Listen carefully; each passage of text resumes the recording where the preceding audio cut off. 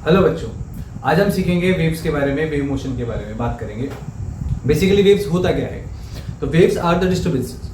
कोई भी डिस्टर्बेंस, ऐसा डिस्टर्बेंस जो कि किसी मीडियम में या वैक्यूम में ट्रैवल करे और हमारी इंफॉर्मेशन को, यानी कि हमारे पास जो एनर्जी है उसको ट्रांसफर कर दे, मोमेंटम को ट्रांसफर कर दे। वेव्स बहुत सारी तरह की हो सकती है, जैसे मोबाइल में कौन सी वेव्स यूज होती है? Radio waves. Light is a wave. जो आप सुन रहे हो, sound is also a wave.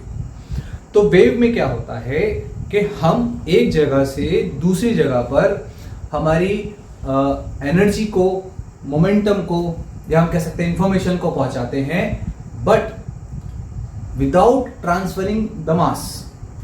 तो हो क्या रहा है, मान लीजिए मैंने यहां से फोन मिलाया, तो फोन ने क्या किया, जो नंबर मिलाया, नंबर से उसने कुछ कन्वर्ट किया किसमें? वेव में, इंफॉर्मेशन को।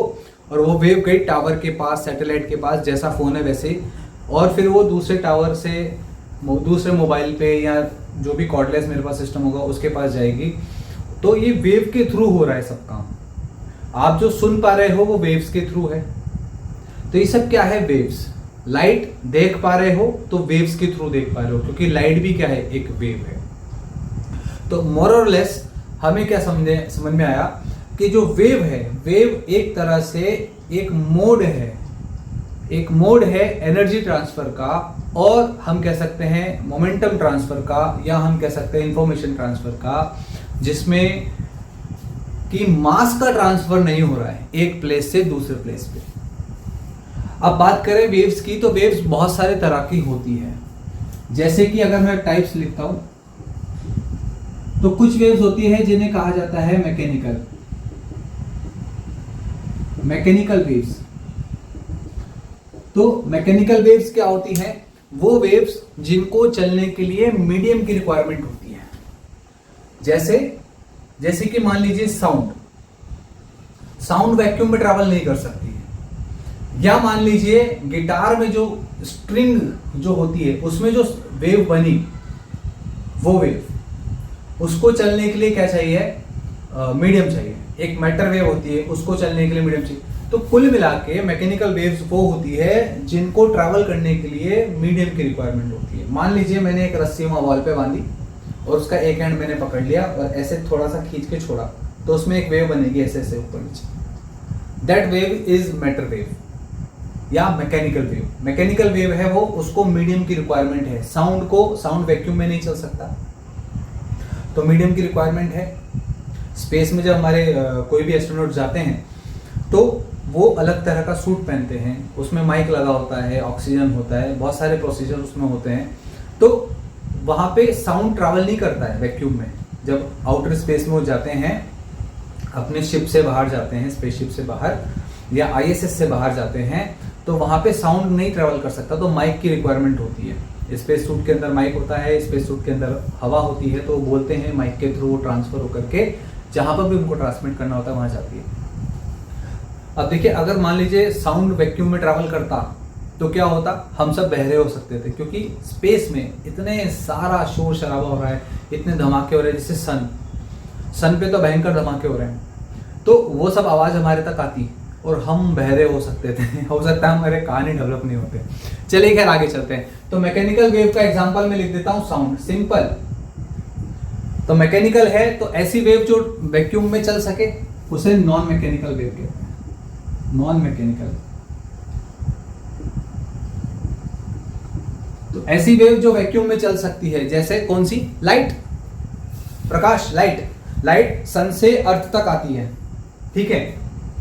तो सन से अर्थ के बीच में वैक्यूम है, वहां पे कोई मीडियम नहीं है, ठीक है? जैसे मुझसे आप तक जो लाइट आएगी वो मीडियम में ट्रैवल कर रही है, ठीक है? वहां पे एनवायरनमेंट है, ये जो लाइट लगी हुई है, लाइट वहां से मेरे फेस तक आ रही है, मेरे फेस से कैमरा तक जा रही है, तो ये मीडियम में ट्रैवल कर रही है। लेकिन वैक्यूम में भी ट्रैवल कर सकती है लाइट। तो ऐसी वेव जो मीडियम में भी ट्रैवल कर ले, वैक्यूम में भी कर ले, मेन तो क्या है, वैक्यूम में ट्रैवल कर ले, उसे नॉन मैकेनिकल वेव कहते हैं। तो नॉन मैकेनिकल वेव का एग्जांपल है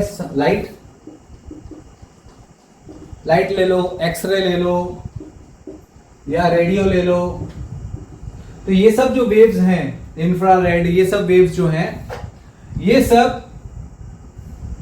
नॉन मैकेनिकल वेव्स होती है। नॉन मैकेनिकल वेव्स को अगर मैं कहना चाहूँ शॉर्ट में तो इलेक्ट्रोमैग्नेटिक वेव भी कह सकता हूँ। इलेक्ट्रोमैग्नेटिक वेव का जो स्पेक्ट्रम होता है, जो बच्चे 11th में इस चैप्टर को पढ़ रहे हैं उनको थोड़ा सा शायद इलेक्ट्रोमैग्नेटिक वेव के बारे में नहीं पता होगा, लेकिन जो रिपीटर वाले बच्चे हैं जो 12th में हैं उनको पूरा आइडिया इस चीज़ का होगा कि ये इलेक्ट्रोमैग्नेटिक वेव क्या होती है। पूरा एक चैप्टर हमारा आने वाला है आगे। तो इलेक्ट्रोमैग्नेटिक वेव्स जो है जनरली वो क्या है, नॉन मैकेनिकल वेव्स है, वो वैक्यूम में भी ट्रैवल कर सकते हैं। एक बाइफरकेशन और होता है ट्रांसवर्स वेव।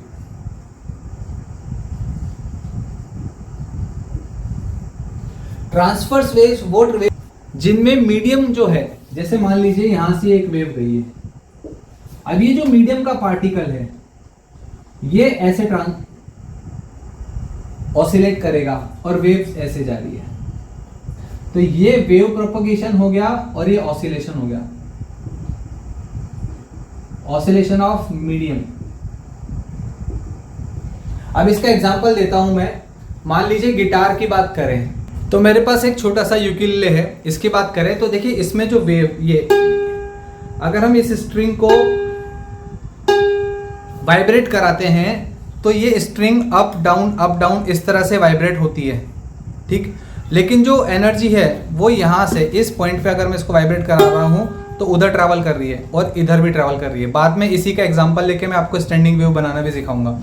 तो इस तरह का, या मान लीजिए जिम में आपने देखा होगा आजकल, जो कभी अगर आप जिम नहीं गए हो तो वीडियो में देखा होगा कि लोग बाग इस तरह से रस्सी पकड़ते हैं और ऐसे ऐसे उसको ऑसिलेट कराते हैं। तो बेसिकली वो कर क्या रहे हैं, उनका जो हाथ है वो अप डाउन इस तरह से मूव कर रहा है, लेकिन उसमें जो वेव बन रही है वो वेव आगे बढ़ रही है। तो हाथ अप डाउन और वेव ऐसे ऐसे ऐसे ऐसे आगे जा रही है। तो वेव प्रोपोगेशन उधर हो रहा है और जो मीडियम का पार्टिकल है, मतलब रस्सी के जितने भी पार्टिकल है वो अप डाउन मोशन कर रहे हैं। तो अप डाउन और ये, तो ये जो मोशन बना, इस मोशन को हम कहेंगे कैसा, ट्रांसवर्स मोशन या ट्रांसवर्स वेव। जो रस्सी में वेव बन गई वो ट्रांसवर्स वेव है, ठीक है ना। ऐसे ही इसको हम डिटेल में पढ़ेंगे, बहुत लंबा इसका डिस्कशन करने वाले हैं, पूरा 1-2 लेक्चर तक। इसके बाद करते हैं लॉन्गिट्यूडनल वेव। लॉन्जिट्यूडनल या लॉन्गिट्यूडनल वेव। लॉन्गिट्यूडनल वेव, अच्छा इसका एग्जांपल मैंने आपको बताया, रोप में जो वेव बनती है या जो वाटर वेव्स है, पानी में पत्थर फेंको तो वो वेव ट्रांसवर्स वेव होती है ना। तो लॉन्गिट्यूडनल वेव कौन सी है, ऐसी वेव जिसमें जैसे मान लीजिए अगर वेव यहां जा रही है तो जो मीडियम का पार्टिकल है, मीडियम का पार्टिकल भी यहीं पे ऑसिलेट करेगा, यहां से यहां और यहां से यहां, इस तरह से इसी जगह पे इसी डायरेक्शन में, वेव प्रोपगेशन के डायरेक्शन में ही क्या करेगा, वो अपना ऑसिलेशन करेगा। तो उस वेव को हम ट्रांसवर्स या लॉन्गिट्यूडनल वेव कहते हैं। अब लॉन्गिट्यूडनल वेव का एग्जांपल है साउंड, सिंपल एग्जांपल है साउंड। तो साउंड मैकेनिकल वेव भी है, उसको मीडियम चाहिए, साथ में लॉन्गिट्यूडनल वेव है या लॉन्जिट्यूडनल वेव है।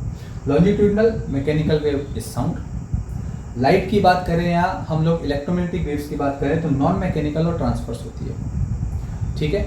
आगे तो अब हम लोग डिराइव करेंगे वेव इक्वेशन। अब देखिए वेव इक्वेशन की जरूरत क्या है और वेव इक्वेशन होती क्या है समझते हैं।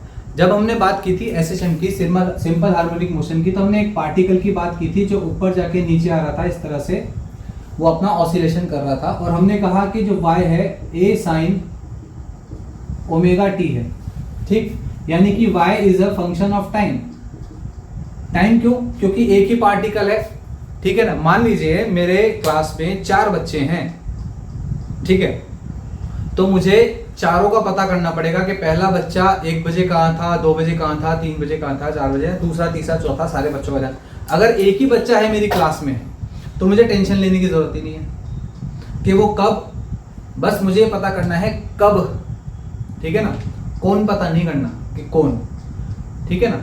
जैसे मान लो मैं हूं तो मेरी मदर को बस ये पूछना है मुझसे कि कब, कहाँ था, ठीक है ना। अगर मान लीजिए मेरे जैसे 4 और होते तो मेरी मम्मी पूछती तू कहाँ था, तू कहाँ था, 4 बच्चों से अलग अलग पूछना पड़ता, ठीक है। तो 4 बच्चों के लिए अलग अलग सवाल होते। यहाँ पे तो एक ही पार्टिकल है तो आराम से सिर्फ as a function of time हम इसका किसी भी समय पोजीशन, वेलोसिटी, एक्सेलरेशन निकाल सकते हैं। लेकिन अगर हम बात करें वेव की, ये तो सिंपल एसएचएम था। वेव में क्या है कि जैसे एक रस्सी है, अब इस रस्सी में तो इनफाइनाइट पार्टिकल्स हैं। जब जैसे मैं इसको स्नैप करूंगा, ऊपर ले जाकर के नीचे लाऊंगा, तो यहां पे एक बम्प बनेगा और वो ट्रैवल करेगा। अभी जो बम्प ट्रैवल कर रहा है, ये सभी पार्टिकल्स को एक एक करके ऊपर नीचे लेके आ रहा है। ठीक, इस पार्टिकल को भी, इसको भी, सभी पार्टिकल्स को ऊपर नीचे लेकर के आ रहा है। तो अब मुझे इस वेव के बारे में पता करने के लिए, मतलब मुझे सभी पार्टिकल्स का पता करने के लिए क्या करना पड़ेगा, एक ऐसा फंक्शन बनाना पड़ेगा y, जिसमें x भी आए और t भी आए। x क्यों आए? x इसलिए आए ताकि मैं पता कर सकूं कौन से पार्टिकल की बात हो रही है। इसकी हो रही है, इसकी हो रही है, इसकी है, कौन से पार्टिकल की बात हो रही है। और t क्यों चाहिए? ताकि मैं पता कर सकूं किस टाइम की बात हो रही है। जैसे मान लीजिए इस पार्टिकल का पता करना है, तो मुझे पता करना है कि 2 सेकंड पर ये यहां था कि यहां था। कैसे पता लगेगा? इस इक्वेशन से। एक ऐसी इक्वेशन जो फंक्शन हो पोजीशन का भी और टाइम का भी। तो मैं पोजीशन डालूंगा x, मतलब ये वाला, और टाइम डाल दूंगा तो पता चल जाएगा ऊपर था कि नीचे था, कि मीन पोजीशन पे था। तो एक ऐसी इक्वेशन बनाते हैं। ऐसी इक्वेशन बनाने के लिए हम क्या करेंगे, मान लेते हैं कि एक रस्सी है और उस रस्सी पे मैंने एक बम्प दिया, t=0 पर एक बम्प दिया। बम्प देंगे मतलब स्नैप करेंगे तो ये बम्प चलेगा v स्पीड से आगे, ठीक है ना। थोड़े टाइम बाद ये पार्टिकल यहां आ गया, ठीक। तो यहां से यहां तक आने में इसको डेल्टा टी टाइम लगा। डेल्टा टी मतलब x/v, x/v। मान लीजिए टी टाइम पे ये पार्टिकल यहां था, ये इसकी पोजीशन थी, और t प्लस डेल्टा टी पर ये एनर्जी जो थी, जो बम्प था, वो यहां पहुंच गया। तो यहां पे टाइम t था, यहां पे टाइम लगा t plus delta T position, ठीक। इसका उल्टा देखें भाई, ये particle t plus delta T पर मान लो यहां है, तो ये जो मोशन है x बराबर 0 पे स्टार्ट हुआ था। कहां पे स्टार्ट हुआ था? x बराबर 0 पर, और ये x बराबर यहां तक आया है कितने टाइम में? t प्लस डेल्टा टी पर। तो जो इसकी पोजीशन है वही position t minus delta T पर इसकी थी। t प्लस डेल्टा टी पर इसकी पोजीशन जो थी वही position t minus delta T पर इसकी थी। तो इसके लिए इक्वेशन क्या मैं लिखूंगा? मैं लिखूंगा y equals to function of x and t। तो y इक्वल्स टू t की जगह क्या आ जाएगा? t माइनस डेल्टा टी आ जाएगा। t की जगह t माइनस डेल्टा टी। तो y equals to a sine omega t minus delta t, ठीक है ना, प्लस फाई हम ले लेते हैं, नहीं लेंगे तो भी चलेगा। फिलहाल समझने के लिए मैं लिख लेता हूं कि भाई कुछ ना कुछ इनिशियल फेज है। अब क्या करेंगे, इसको सॉल्व करते हैं। y equals to a sine omega t minus omega delta t plus phi. What is delta t? Delta t is x/v। तो y equals to a sine omega t minus omega x/v plus phi, ठीक है ना। तो y equals to a sine omega t minus v/v होता है kx plus phi. ये equation आ गई हमारे पास एक वेव, एक simple harmonic wave, SHM waves आ गई। अब यहां पर क्या है, जो k है, k होता है वेव नंबर, मतलब यूनिट डिस्टेंस में कितनी वेव्स हैं उसके बारे में k बताता है। यूनिट डिस्टेंस पे 1 मीटर में कितनी वेव्स है उसके बारे में हमें बताता है k, ठीक है ना। इसका जो फॉर्मूला आ गया ω/v। ओमेगा होता है 2π/t और v होता है हमारे पास λ/t, ठीक है। तो ये हो जाएगा 2π/λ k, ठीक है। तो अब हम क्या करेंगे, इक्वेशन तो हमारे पास आ गई है, एक स्टैंडर्ड इक्वेशन किसकी, सिंपल हार्मोनिक वेव की। अब इस वेव इक्वेशन से ही हम लोग और फॉर्मूलाज डिराइव करेंगे, किसके, वेव के, ठीक है ना। जैसे कि हम यहां रख सकते हैं y equals to a sine omega T minus k की जगह 2 पाई बाय लेमडा, ठीक। अभी 5 को हम थोड़ी देर के लिए छोड़ देते हैं, x y equals to a sine omega को लिख सकते हैं 2 pi by t into t minus 2 pi by lambda into x. Equation यही है, उसको अलग अलग तरीके से हम लिखना सीख रहे हैं। 2 पाई कॉमन ले लेते हैं, a sine 2 pi t upon t minus x upon lambda, ठीक है। और कैसे लिख सकते हैं, y equals to a sine omega T minus के एक्स। यहां मैं लिख सकता हूं a साइन ओमेगा को मैं लिख सकता हूं यहां से v into k t minus के एक्स। के कॉमन ले लेते हैं, a sine k v t minus x, a sine 2 pi by lambda v t minus x. और भी बहुत सारे तरीके से इसको लिखा जा सकता है, ठीक है। इनके जो मीनिंग्स है, जैसे कि लेमडा, यूजुअल मीनिंग लेमडा मतलब वेवलेंथ, वी वेव वेलोसिटी। तो हमें समझना होगा कि जो v है, v इज वेव वेलोसिटी, ठीक है। ये पार्टिकल की वेलोसिटी नहीं है, it is velocity of wave. देखिए लास्ट चैप्टर में एसएचएम में हमने सीखा था v equals to a sine omega t plus 5। तो ये जो v था, sorry a sine a omega cos omega t plus 5, तो ये जो v था ये पार्टिकल की वेलोसिटी थी। किसकी वेलोसिटी थी, पार्टिकल की।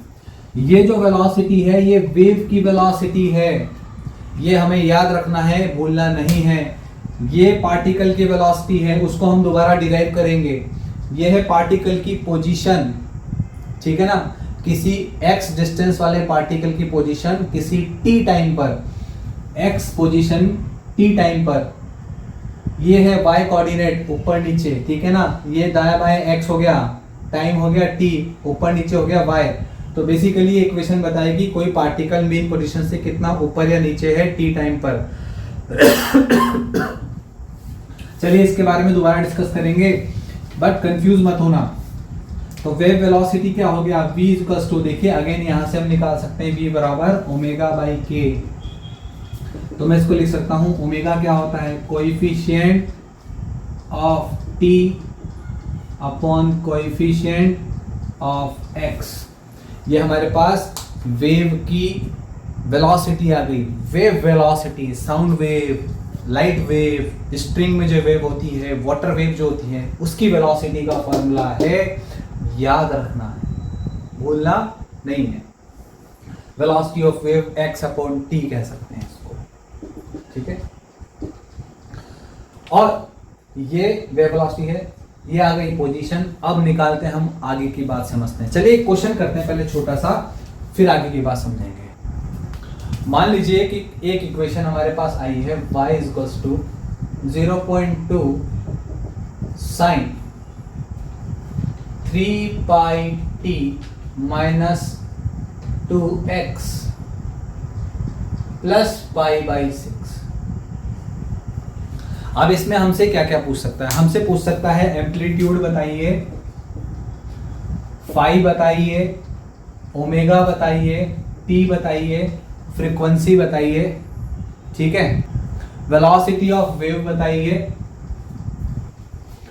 और क्या क्या पूछ सकता है, लैम्डा पूछ सकता है, ठीक है।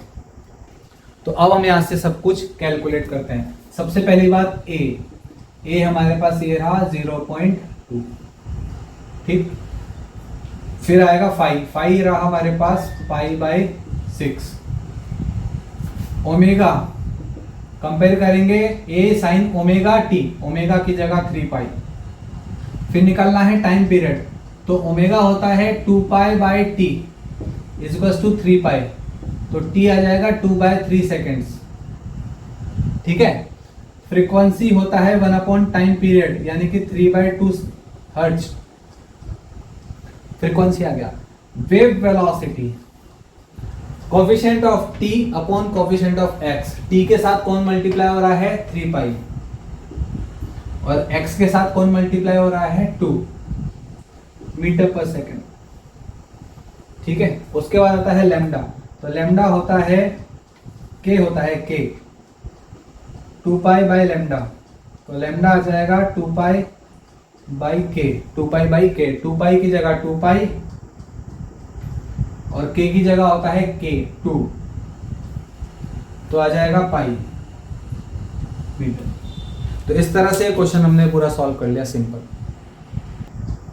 अब ध्यान देने वाली बात यह है कि जो वेव थी y = a sin omega t minus के एक्स, ये ट्रेवल कर रही थी टूवर्ड्स माय राइट।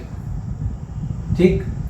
अगर यही वेव लेफ्ट में ट्रेवल करेगी तो इसका इक्वेशन हो जाएगी a sin omega t plus के एक्स। ये आप डेरिवेशन से समझ सकते हो। जब वेव उधर जा रही थी time t plus delta t लिया था, अगर इधर आएगी तो t माइनस डेल्टा t लेंगे, आंसर उल्टा आ जाएगा। तो वेव टूवर्ड्स लेफ्ट, तो लेफ्ट रहेगी तो यहाँ प्लस आएगा और राइट में जाएगी अगर वेव तो माइनस आएगा। चलिए ये तो समझ में आ गया। y = a sin omega t minus के एक्स, वेलोसिटी कितनी होगी पार्टिकल की, y तो पार्टिकल की पोजीशन है किसी टाइम t पर, बट वेलोसिटी भी तो पता होनी चाहिए। तो वेलोसिटी पता करने के लिए again dy/dt, rate of change of position with respect to time, a omega cos omega t minus के एक्स, एक्सेलरेशन dv/dt माइनस का a omega square sine omega t minus के एक्स। SHM में जैसा किया था वही दोबारा करना है। इसको हम लिख सकते हैं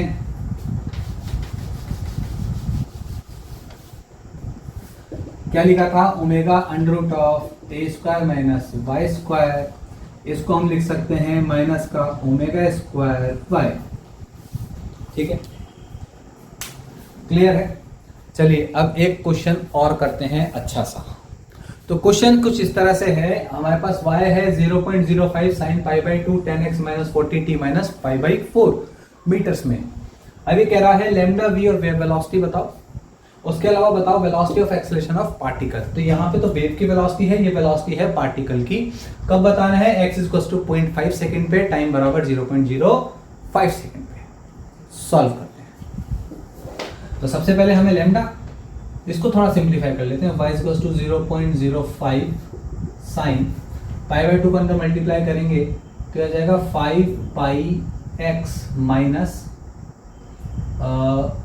20πt माइनस π/4। अब आप कहोगे सर ये इक्वेशन थोड़ी सी डिफरेंट है, ये इक्वेशन थोड़ी सी डिफरेंट है। अगर हमने पहले वाली इक्वेशन लिखें y = a sin omega t minus के एक्स प्लस 5, ये तो हमने पढ़ा था। चलिए यहाँ पे प्लस की जगह -5 समझ में आता है कि फेज है, प्लस माइनस हो सकता है, लेकिन यहाँ तो इनका नेचर ही बदल गया। y = a sin kx minus omega t हो गया, kx माइनस ओमेगा t। तो देखिए ये अगर इसको थोड़ी देर फेज को छोड़ देते हैं, फेज तो कितना 4 आ जाएगा। अगर हम इन दोनों इक्वेशंस की बात करें तो इसमें कोई दिक्कत की बात नहीं है दोस्तों।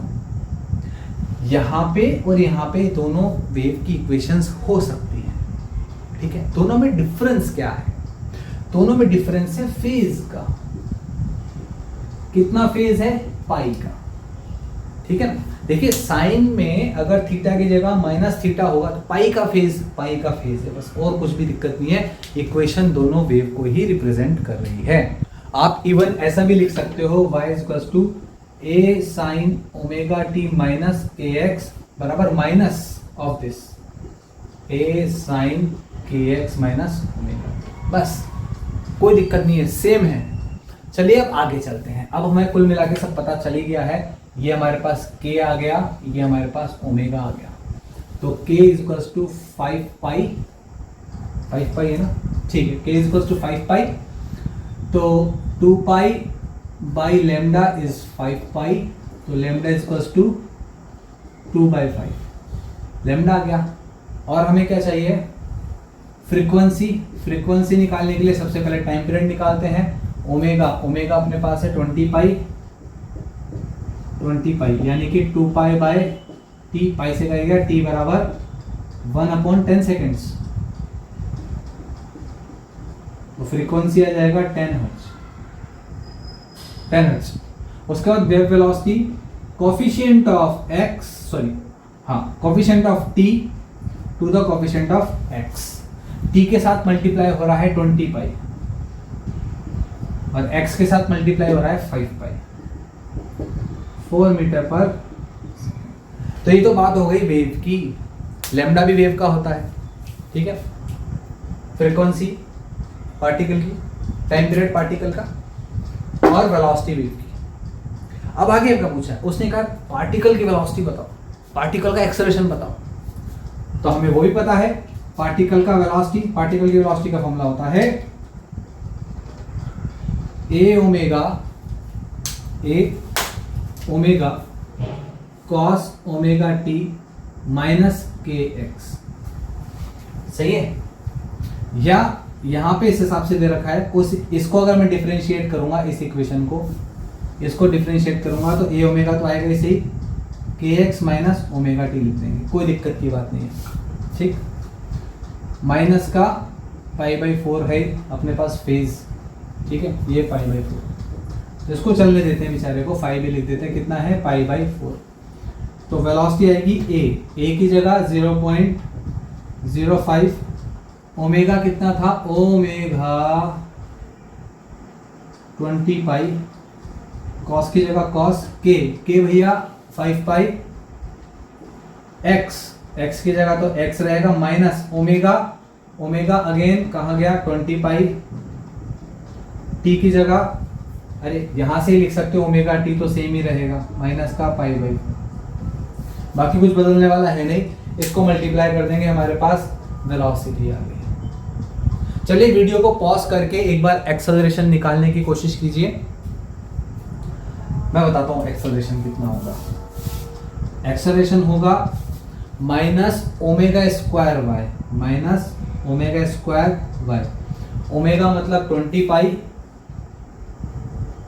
स्क्वायर, और y एज इट इज लिख दो, मल्टीप्लाई 0.05 साइन π/2, सॉरी साइन हमने सॉल्व किया ना, 5 pi x minus 20 pi t minus π/4, ये माइनस ओमेगा स्क्वायर y, ये हमारे पास एक्सेलरेशन आ गया। बट यहाँ पर सॉल्व करना है हमें, यहाँ पे खत्म नहीं हुआ है, हमने सिर्फ इक्वेशन अचीव की है, अभी हमें ये आगे सॉल्व करना पड़ेगा। x की वैल्यू है 0.5 और t की वैल्यू है 0.05 मीटर और सेकंड। तो वैल्यू रखते हैं v में, जब मैं v में वैल्यू रखूंगा 0.05, 20 पाई को ऐसे रखते हैं 20 पाई cos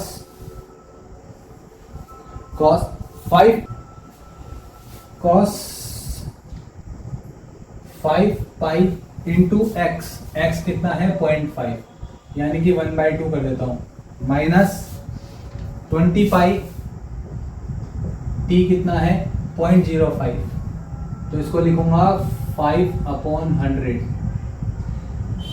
माइनस π/4। तो इसको सॉल्व करेंगे, आएगा 2.2 मीटर पर सेकंड के आसपास कुछ, ठीक है ना। सिमिलरली एक्सेलरेशन की वैल्यू रखेंगे, एक्सेलरेशन में सब कुछ रखेंगे, तो आ जाएगा 20 पाई स्क्वायर इंटू 0.05 साइन 5 पाई एक्स, 5 पाई एक्स का 0, एक्स की जगह 1/2 माइनस सेम फेज, जो फेज है इसका वो तो सेम ही रहेगा, है ना। तो 20 पाई 5/100 माइनस π/4, इसको सॉल्व करेंगे हम लोग, और ये अप्रोक्सीमेटली यहाँ से हो जाएगा, इससे 140 मीटर पर सेकेंड आएगा, पर सेकेंड स्क्वायर एक्सेलरेशन, 140 मीटर पर सेकेंड स्क्वायर, बहुत ही बड़ा एक्सेलरेशन आया। ठीक है, तो इस तरह से क्वेश्चन सॉल्व होगा। मैं आपको एक क्वेश्चन देता हूँ फॉर योर होमवर्क, आप आराम से वीडियो देखने के बाद क्वेश्चन लिख लीजिए, उसको सॉल्व कीजिएगा, या वीडियो को पॉज करके इसको सॉल्व कीजिएगा। इक्वेशन है 0.02 sine 30 pi t minus 2 by pi x plus pi by 6। इसके लिए आपको ए निकालना है, टी निकालना है, लैम्डा फ्रीक्वेंसी के, ओमेगा वेव वेलोसिटी यानी कि v, फिर particle velocity and acceleration, particle की वेलोसिटी एंड एक्सेलरेशन। तो इस इक्वेशन से ये सब करके देखिएगा, ये आपका होमवर्क है। चलिए आगे चलते